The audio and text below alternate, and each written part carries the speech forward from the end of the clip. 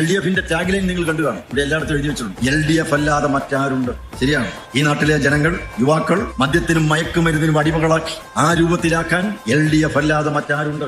ഈ നാട്ടിൽ തൊഴിലില്ലായ്മ 27%. 100 യുവാക്കൾ ഒത്തുചേർന്ന് കഴിഞ്ഞാൽ അത് 27 പേർ തൊഴിലില്ലാത്തവരായിരിക്കും. ഏറ്റവും അധികം തൊഴിലില്ലായ്മ ഈ നാട്ടിൽ കൊണ്ടുവരാൻ, ഈ നാട്ടിലെ യുവാക്കളെ ഈ പരുവത്തിലാക്കാൻ LDF അല്ലാതെ മറ്റാരുണ്ട്. 3.5 ലക്ഷത്തോളം പേർ ഭൂമിയില്ലാത്തവരാണ്.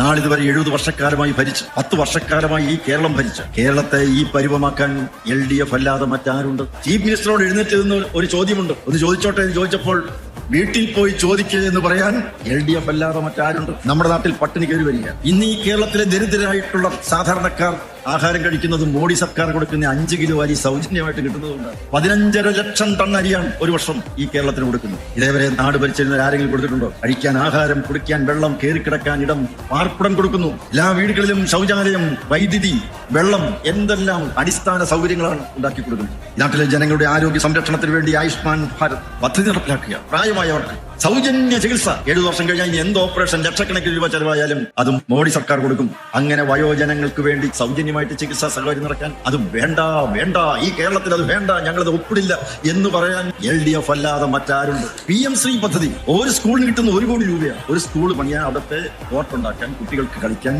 അവിടെ അവിടെ ഒരു ലൈബ്രറി ഉണ്ടാക്കാൻ, കുട്ടികൾക്ക് ആവശ്യമായിട്ടുള്ളതെല്ലാം കൊടുക്കാൻ PM ശ്രീ പദ്ധതി വെച്ച് നീട്ടിയപ്പോൾ അത് തള്ളിക്കളയാൻ, വേണ്ട എന്ന് പറയാൻ LDF അല്ലാതെ മറ്റാരുണ്ട്? ഈ കേരളത്തിൽ വേറെ ആരുണ്ട്?